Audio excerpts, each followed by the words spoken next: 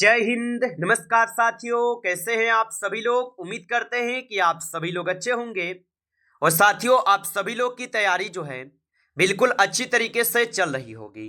तो साथियों, आज की इस क्लास में हम सभी लोग जो है MPESB हॉस्पिटल असिस्टेंट एग्जाम 2026 के लिए मोस्ट इंपोर्टेंट क्वेश्चन को देखेंगे, जो कि साथियों आपके 24 जून के एग्जाम के लिए जो है काफ़ी ही इंपॉर्टेंट है। तो आप इस क्लास को बिल्कुल अच्छी तरीके से लास्ट तक देखिएगा और इस क्लास में दिए जाने वाले इन सभी क्वेश्चनों को आप अच्छे से जरूर याद कर लीजिएगा, जिससे कि आप जो है अपने एग्जाम में सभी क्वेश्चन को आसानी तरीके से बना पाएंगे। तो चलिए क्लास को स्टार्ट करते हैं। उनसे पहले यदि आप इस चैनल पे पहली बार जुड़े हैं तो आप इस चैनल को सब्सक्राइब कर लीजिए और सब्सक्राइब करके ऑल नोटिफिकेशन को ऑल पे दबा के जुड़ जाइए, जिससे कि जब भी कोई नई क्लास हो सबसे पहले क्लास का नोटिफिकेशन आपके पास जो है पहुंच सके। तो आप इस चैनल को सब्सक्राइब कर लीजिए, साथ ही साथ आप जो है इस क्लास को भी लाइक जरूर कर लीजिएगा। तो चलिए क्लास को स्टार्ट करते हैं और देखिएगा क्वेश्चन क्या पूछा है। क्वेश्चन पूछा है कि हिंदी वर्णमाला में कुल कितने स्वर होते हैं। चलिए बताएंगे। ये सभी क्वेश्चन काफी इंपोर्टेंट और चुनिंदे क्वेश्चन हैं, जो कि आपके एग्जाम में 100% आपको ये सभी क्वेश्चन पूछे जाएंगे। और बताइए कि हिंदी वर्णमाला में कुल कितने स्वर होते हैं। तो हिंदी वर्णमाला में जो है कुल 11 स्वर्ण होते हैं। ऑप्शन यहाँ पे 20 सही जवाब है, 11 स्वर्ण होते हैं। चलिए अगला प्रश्न देखेंगे और प्रश्न पूछा है कि रामचरितमानस के रचयिता कौन है। चलिए बताइएगा आप। तो रामचरितमानस के रचयिता कौन होगा। तो रामचरितमानस के रचयिता जो है यहां पे हो जाएंगे आप सभी लोगों का तुलसीदास। ऑप्शन बी करेंगे सही जवाब, तुलसीदास हो जाएंगे। चलिए अगला प्रश्न देखिएगा। प्रश्न यहां पे है कि कलम का सिपाही किसे कहा जाता है। चलिए बताएंगे। तो कलम का सिपाही किसे कहा जाता है। तो कलम का सिपाही कहते हैं प्रेमचंद्र को। ऑप्शन ए हो जाएंगे सही जवाब, प्रेमचंद्र को कहते हैं। अगला प्रश्न देखेंगे और प्रश्न है कि भारत दुर्दशा के लेखक कौन है। तो भारत दुर्दशा के लेखक कौन होगा। तो भारत दुर्दशा के जो लेखक होगा यहां पे भारतेंदु हरिश्चंद्र होगा। ऑप्शन ए करेंगे सही जवाब, भारतेंदु हरिश्चंद्र होगा। चलिए अगला प्रश्न यहां पे है कि नर का स्त्रीलिंग क्या होगा। तो नर का जो स्त्रीलिंग है ये क्या हो जाएंगे। तो नर का स्त्रीलिंग होता है आप सभी लोगों का नारी। ऑप्शन ए सही जवाब है, नारी हो जाएंगे। चलिए अगला प्रश्न देखेंगे। प्रश्न यहां पे है कि विद्यार्थी में कौन सा समास है। तो विद्यार्थी में जो है कौन सा समास हो जाएंगे। तो विद्यार्थी में हो जाएंगे आपके तत्पुरुष समास। ऑप्शन ए सही जवाब है, तत्पुरुष समास हो जाएंगे। चलिए अगला प्रश्न देखेंगे और प्रश्न यहां पे सेवेंथ नंबर है कि जो कभी न मरे उनके लिए एक शब्द क्या है। तो याद रखेंगे कि जो कभी न मरे उनके लिए एक शब्द होता है अमर। ऑप्शन ए सही जवाब दिए गए, अमर होते हैं। चलिए अगला प्रश्न देखेंगे। प्रश्न यहां पे 8 नंबर है कि जल में रहकर मगर से बैर मुहावरे का अर्थ क्या है। तो जल में रहकर मगर से बैर मुहावरे का जो अर्थ होगा इसका अर्थ होता है शत्रुता करना। ऑप्शन यहां पे 20 सही जवाब है। आगे देखिए अगला प्रश्न यहां पे है 9th नंबर कि आंखों का तारा मुहावरे का अर्थ है। तो याद रखेंगे आप कि आंखों का तारा मुहावरे का अर्थ क्या है। तो याद रखेंगे कि आंखों का तारा मुहावरे का अर्थ होता है प्रिय व्यक्ति। ऑप्शन ए सही जवाब है, प्रिय व्यक्ति होते हैं। आगे देखिए अगला प्रश्न यहां पे 10th नंबर है कि पुस्तक का पर्यायवाची क्या है। तो याद रखेंगे आप कि पुस्तक का जो पर्यायवाची है ये क्या होगा। तो पुस्तक का पर्यायवाची ग्रंथ होता है। ऑप्शन ए हो जाएंगे सही जवाब, ग्रंथ होते हैं। आप अच्छे से इनको याद रखेंगे। चलिए अगला प्रश्न देखेंगे। प्रश्न यहां पे है कि कलम का विलोम क्या है। चलिए बताएंगे। तो कलम का जो विलोम होगा यहां पे क्या हो जाएंगे। तो कलम का विलोम होता है आप सभी लोगों का कीचड़। ऑप्शन यहां पे 20 सही जवाब है, कीचड़ हो जाएंगे। आगे देखिए अगला प्रश्न यहां पे आपसे पूछा गया है और प्रश्न क्या पूछा है आपसे कि सूर्य का जो है पर्यायवाची कौन सा है? तो सूर्य का पर्यायवाची कौन सा होगा? तो सूर्य का पर्यायवाची रवि होता है। ऑप्शन ए सही जवाब है, रवि हो जाएंगे। चलिए अगला प्रश्न देखेंगे और 13 क्वेश्चन है कि सच्चाई में कौन सा प्रत्यय है?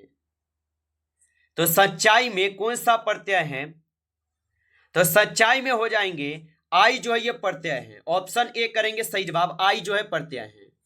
चलिए अगला प्रश्न यहां पे है कि राजपुत्र में कौन सा समास है? तो राजपुत्र में कौन सा समास हो जाएंगे? तो राजपुत्र में जो है यहां पे समास हो जाएंगे तत्पुरुष समास। ऑप्शन बी करेंगे तत्पुरुष समास हो जाएंगे। अगला प्रश्न देखेंगे कि गगन का अर्थ क्या है? तो गगन का जो अर्थ होगा, इसका अर्थ होता है क्या? तो गगन का अर्थ होता है आप सभी लोग का यहाँ पे आकाश। ऑप्शन यहाँ पे बी सही जवाब है, आकाश होगा। चलिए अगला प्रश्न यहाँ पे है कि अंधे के हाथ बटेर लगना का अर्थ है। तो याद रखेंगे आप कि अंधे के हाथ बटेर लगना का अर्थ क्या है? तो इसका अर्थ होता है अचानक लाभ होना। ऑप्शन बी हो जाएंगे सही जवाब, अचानक लाभ होना। आगे देखिए अगला प्रश्न यहाँ पे 70 नंबर है कि बुलंद दरवाजा का निर्माण किसने कराया था? चलिए बताएंगे आप कि बुलंद दरवाजा का निर्माण किसने कराया था? तो बुलंद दरवाजा का निर्माण करवाए गए अकबर के द्वारा। ऑप्शन यहाँ पे बी सही जवाब है, अकबर के द्वारा। चलिए अगला प्रश्न यहाँ पे है कि द हिंदू समाचार पत्र का प्रकाशन सबसे पहले कहां से हुआ था? चलिए बताएंगे। और आप अभी तक इस क्लास को लाइक नहीं किए हैं तो क्लास को आप लाइक कर लीजिए। नए जुड़े हैं आप इस चैनल पे तो चैनल को भी सब्सक्राइब करके ऑल नोटिफिकेशन को ऑल पे दबा के जुड़ जाइए, जिससे कि जब भी कोई नई क्लास हो सबसे पहले क्लास का नोटिफिकेशन आपके पास जो है पहुंच सके। तो आप इस चैनल को सब्सक्राइब कर लीजिएगा। और बताएंगे आप कि द हिंदू समाचार पत्र का प्रकाशन सबसे पहले कहां से हुआ था? तो इनका प्रकाशन हुए थे चेन्नई से। ऑप्शन यहाँ पे सी सही जवाब है, चेन्नई से हुए थे। चलिए अगला प्रश्न यहाँ पे 19 नंबर है और 19 क्वेश्चन है कि भारतीय संविधान का कौन सा अनुच्छेद राष्ट्रपति पर महाभियोग से संबंधित है? तो भारतीय संविधान का कौन सा अनुच्छेद राष्ट्रपति पर महाभियोग से संबंधित है? तो 19 क्वेश्चन का सही जवाब ऑप्शन बी रहेंगे, अनुच्छेद 61, जिसमें क्या है तो राष्ट्रपति पर महाभियोग से संबंधित होगा। अगला प्रश्न देखेंगे और प्रश्न यहाँ पे 20 नंबर है, भारतीय संविधान में धर्मनिरपेक्ष शब्द किस संशोधन द्वारा जोड़ा गया? तो भारतीय संविधान में धर्मनिरपेक्ष शब्द किस संशोधन के द्वारा जोड़ा गया? तो ये जोड़े गए थे किसके द्वारा? तो ये जोड़े गए 42वें संविधान संशोधन के द्वारा। ऑप्शन बी सही जवाब है। चलिए अगला प्रश्न देखेंगे। क्वेश्चन है कि एक बैरल में कितने लीटर होते हैं? तो एक बैरल में कितने लीटर होते हैं? चलिए बताइए।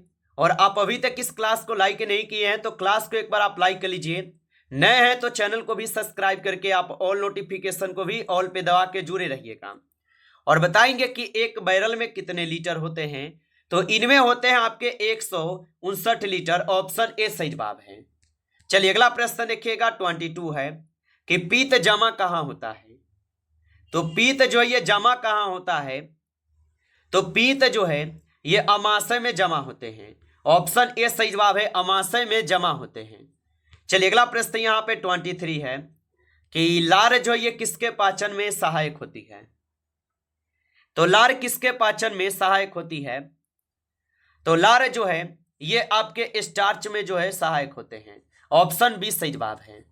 चलिए अगला प्रश्न यहाँ पे है कि संज्ञाता की इकाई क्या है? तो संज्ञाता की इकाई होती है, तो संज्ञाता की इकाई पॉइज होते हैं। ऑप्शन ए सही जवाब है, पॉइज हो जाएंगे। अगला प्रश्न यहाँ पे 25 है कि टिबिया नामक हड्डी जो है ये किस में पाई जाती है? तो टिबिया नामक हड्डी जो है ये किस में पाए जाते हैं? तो टिबिया नामक हड्डी जो है ये भुजा में पाए जाते हैं। ऑप्शन बी सही जवाब है, भुजा में पाए जाते हैं। अगला प्रश्न देखेंगे 26 है कि ह्यूमरस अस्थि कहाँ पाई जाती है? तो ह्यूमरस अस्थि कहाँ पे पाई जाती है? तो ह्यूमरस अस्थि जो है ये ऊपरी भुजा में पाए जाते हैं। ऑप्शन डी करेंगे सही जवाब, ऊपरी भुजा में। चलिए अगला प्रश्न यहाँ पे है कि शरीर की सर्वाधिक प्रबल अस्थि होती है। तो शरीर की सर्वाधिक प्रबल अस्थि होती है, तो शरीर की सर्वाधिक प्रबल अस्थि जो है ये आपके जबड़े में होते हैं। ऑप्शन ए सही जवाब करेंगे, जबड़े में हो जाएंगे। आगे देखिए अगला प्रश्न यहाँ पे 28 है कि चींटी के काटने पर किसका अंतक्षेपण होता है। तो चींटी के काटने पर किसका अंतक्षेपण होता है, तो यहां पे आपके फार्मिक अम्ल का यहां पे अंतक्षेपण होता है। ऑप्शन ए सही जवाब है, फार्मिक अम्ल हो जाएंगे। चलिए अगला प्रश्न यहां पे 29 है कि क्विक सिल्वर किस धातु को कहा जाता है। तो याद रखेंगे कि क्विक सिल्वर किस धातु को कहा जाता है, तो क्विक सिल्वर कहते हैं पारा को। ऑप्शन सी हो जाएंगे, पारा को कहते हैं। चलिए अगला प्रश्न देखिएगा, प्रश्न यहाँ पे 30 नंबर है और प्रश्न पूछा है कि स्टेनलेस स्टील को बनाने में लोहे के साथ कौन सी महत्वपूर्ण धातु का प्रयोग किया जाता है। तो स्टेनलेस स्टील को बनाने में लोहे के साथ कौन सी महत्वपूर्ण धातु का प्रयोग किया जाता है, तो इसमें किए जाते हैं आपके क्रोमियम का उल्लेख। ऑप्शन यहाँ पे बी सही जवाब है, क्रोमियम का उपयोग किए जाते हैं। अगला प्रश्न देखेंगे 31 है कि ऐसा कौन सा जीव है जिनके आरसीबी में केंद्रक पाया जाता है। तो ऐसा कौन सा जीव होगा जिनके आरसीबी में जो है केंद्रक पाया जाता है, तो ये हो जाएंगे लामा और ऊंट। इन दोनों में क्या है, तो आरसीबी पाए जाते हैं। ऑप्शन सी सही जवाब है। चलिए अगला प्रश्न यहाँ पे है कि मलेरिया का रोग किसके द्वारा जो है होता है। तो मलेरिया का रोग किसके द्वारा होता है, तो मलेरिया का रोग होते हैं आपके किसके द्वारा, तो प्लाज्मोडियम प्रोटोजुआ के कारण। ऑप्शन सी सही जवाब है। अगला प्रश्न यहाँ पे है कि मलेरिया से कौन सा अंग प्रभावित होता है। चलिए बताएंगे कि मलेरिया से कौन सा अंग प्रभावित होता है, तो मलेरिया से होते हैं आप सभी लोग का प्लीहा जो है ये प्रभावित होते हैं। ऑप्शन बी सही जवाब है। आगे देखिए अगला प्रश्न यहाँ पे है कि हड्डी को मांसपेशी से कौन जोड़ता है।